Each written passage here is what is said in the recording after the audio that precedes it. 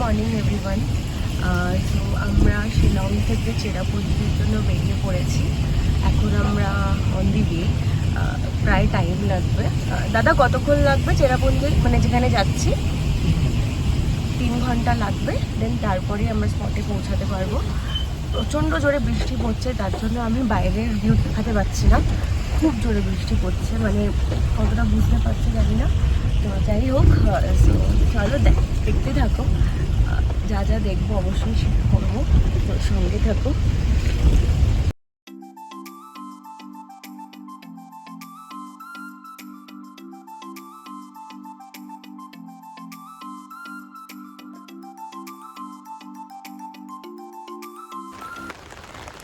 আমরা সবে মলিলং এসে পৌঁছালাম।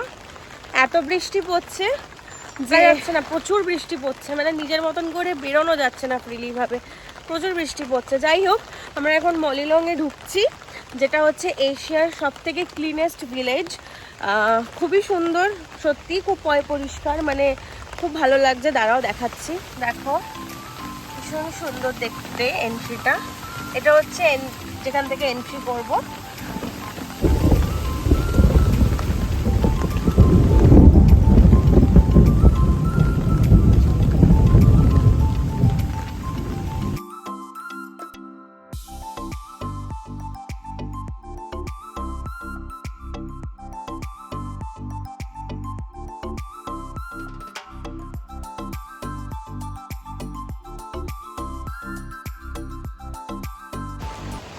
আমরা মলিলং পৌঁছে গেছি অ্যান্ড ইভেন ভিলেজেও ঢুকে গেছি।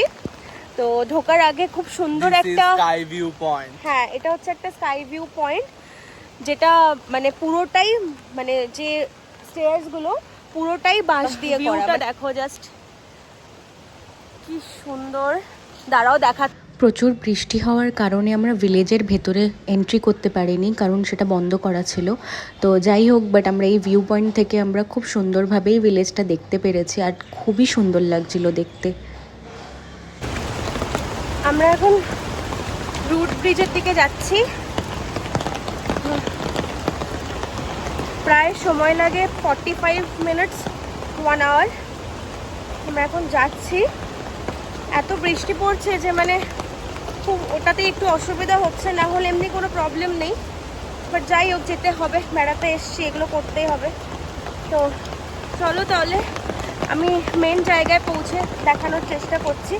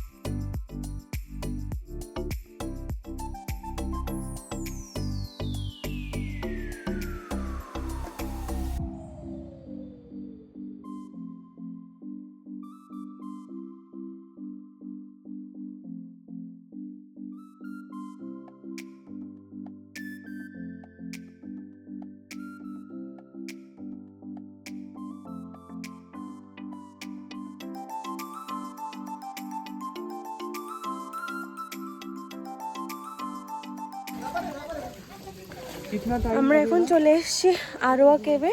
এটাও চেরাপুঞ্জিতেই, বাট কত মিটার? 580 যেতে হবে বললো। 580 মিটার, মানে প্রায় অনেকটাই।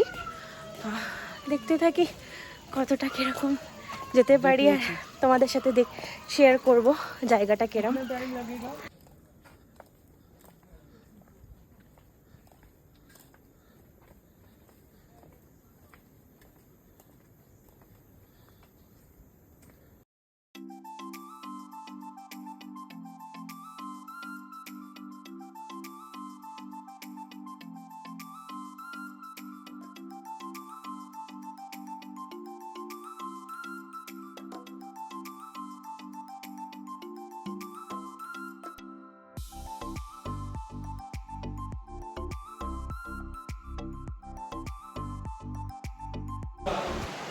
দেখতেই পাচ্ছ পুরো একটা কেভের ভেতর দিয়ে পুরো যেতে হচ্ছে, মানে পুরোটাই কেভ, মানে এমন না যে কেভের মধ্যে কিছু আছে, পুরো কেভ।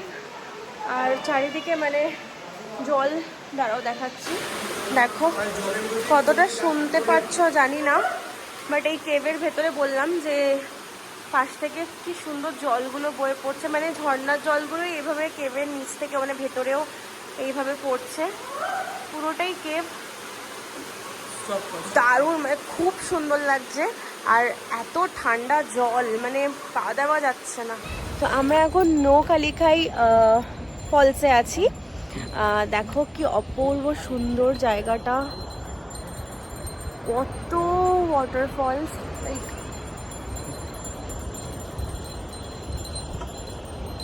অপূর্ব, মনে হচ্ছে স্বর্গে এসে, মানে স্বর্গে বেড়াতে চলে এসেছি। অপূর্ব এটার দেখতে। সৌন্দর্য ব্যাখ্যা করার মতো ক্ষমতা নেই কারোর, অন্তত আমাদের তো নেই। মানে মেঘালয় সত্যি যে মেঘের দেশ, মেঘের জায়গা বুঝতে পারছি এখানে এসে, কি অপূর্ব দেখতে লাগছে। এই স্বপ্ন দেখছি না সত্যি এসছি।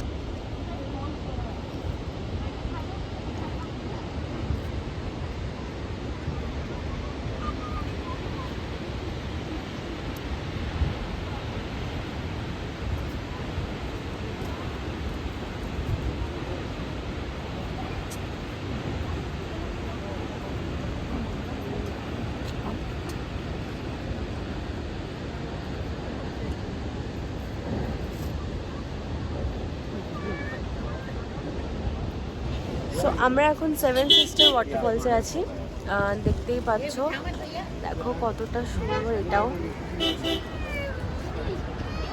7খানা ঝর্ণা একসাথে, আমার তো মনে হয় 7টার থেকেও বেশি, তাই না মনে হচ্ছে যেন। যাই হোক অপূর্ব সুন্দর, কোনোটাই বাদ দেওয়া যাচ্ছে না, ভীষণ সুন্দর, ভীষণ সুন্দর। দেখো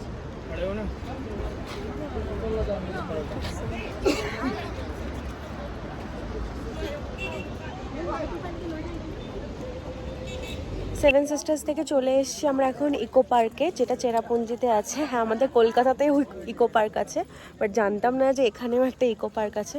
বাট দেখো মেঘে পুরো ঢেকে গেছে, জানি না কি করে যাব, কিছু দেখতে পাচ্ছি না, বাট স্টিল যেতে তো হবে, তোমাদেরকেও দেখাচ্ছি। অ্যান্ড হ্যাঁ, এখানেও টিকিট ব্যাপার আছে একটা, তো পার হেড এখানে 20 রুপিস করে নেয়। তো এই আর ইভেন গাড়িতে এলে গাড়িরও একটা পার্কিং চার্জ লাগে, সেটা 30 রুপিস, ঠিক আছে। তো তারপরে দেখো মেঘে পুরোটাই ঢেকে গেছে, দেখতে পাচ্ছ, মানে আমরা নিজেরাই কিছু দেখতে পাচ্ছি না, বাট স্টিল যাচ্ছি।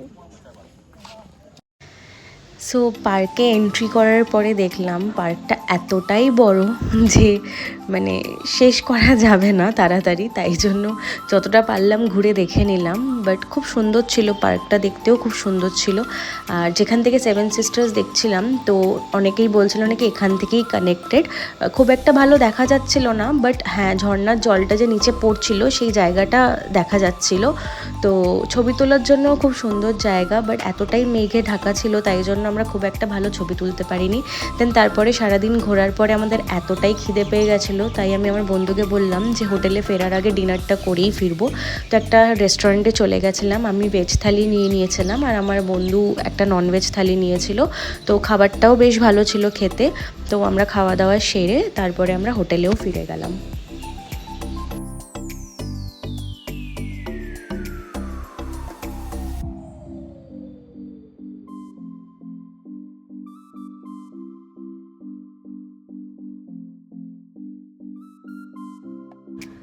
তো একটু আগেই আমরা ফিরলাম, মানে কি বলবো, খুব টায়ার্ড লাগছে, কারণ সেই সকাল 6টায় বেরিয়েছিলাম আর ঢুকলাম প্রায় 9:30টার দিকে। তো খুব টায়ার্ড লাগছে, আর এটাই বলবো খুব ভালোভাবে ঘুরলাম, যতটুকু মানে ঘুরলাম খুব সুন্দরভাবেই দেখলাম সাইট সিনগুলো, কোনো প্রবলেম হয়নি। আর কি বলবো, মানে খুব সুন্দর একটা জায়গা, সত্যি ঘোরার জন্য খুবই সুন্দর।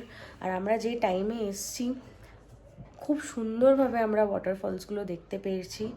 অ্যান্ড সত্যি মেঘালয়ে যে মেঘের জায়গা সেটা আমরা পুরোপুরি সেটাকে ফিল করলাম। মানে খুব ভালো লাগলো, দেখতে অপূর্ব সুন্দর লাগছিল। আর চেরাপুঞ্জিও খুবই সুন্দর জায়গা, বিশেষ করে চেরাপুঞ্জি, কারণ বেশিরভাগ স্পটসগুলো ওখানেই আছে। তো যাই হোক, আমাদের ঘোরাটা অবশেষে শেষ হলো। কালকেই আমরা কলকাতা ফিরে যাব। কিছু কিছু জায়গা মিস করেছি, কারণ এই সিজন মানে যেই টাইমে আমরা এসেছি এই সময় নাকি ওই দকিটা মানে অ্যাটেন্ড করা যায় না, কারণ ওখানকার জলটাই মেন সৌন্দর্য। সেই জলটাই এখন পুরো ঘোলাটে হয়ে থাকে, আর মানে সেইভাবে মানে সেই সৌন্দর্যটা থাকে না। তো তারাই মানে যারা আমাদের নিয়ে গেছিলো দেখানোর জন্য, তিনিই বললেন যে এখন যাওয়াটা বৃথা, এমনি মানে নষ্ট হয়ে যাবে টাকাটা। তো সেই কারণে আমরা আর দকিটা দেখতে পারলাম না, তাই তোমাদের সাথেও শেয়ার করতে পারলাম না। আর কিছু কিছু জায়গাও মিস করেছিলাম। খুব মন খারাপ হচ্ছে, কালকে ফিরে যাচ্ছি, বাট কিছু করার নেই, ফিরে যেতেই হবে। এতটাই সুন্দর জায়গা না, মানে ছেড়ে যাওয়ার ইচ্ছে একটুও করছে না, বাট স্টিল কিছু করার নেই, যেতে হবে। খুব ভালো লেগেছে, খুব এনজয় করেছি। দেখি আবার যেন আসতে পারি, এটাই ইচ্ছা আছে। খুব সুন্দর জায়গা, অবশ্যই তোমরা ঘুরে যেও, সত্যিই খুব সুন্দর জায়গা। কালকে আমাদের 7টায় এখান থেকে বেরিয়ে যেতে হবে শিলং থেকে, দেন আমরা গুয়াহাটি যাব, দেন ওখান থেকে আমাদের ট্রেন 12টা 20 নাগাদ আমাদের ট্রেন। তো সেই কারণে আমাদের সকালবেলায় বেরিয়ে যেতে হবে, কারণ আমার ভিডিওগুলো তোমাদের ভালো লেগে থাকলে অবশ্যই আমার চ্যানেলটা সাবস্ক্রাইব করো, সাপোর্ট করো, লাইক করো, শেয়ার করো। খুব শিগগিরই নতুন ভিডিও নিয়ে দেখা হচ্ছে।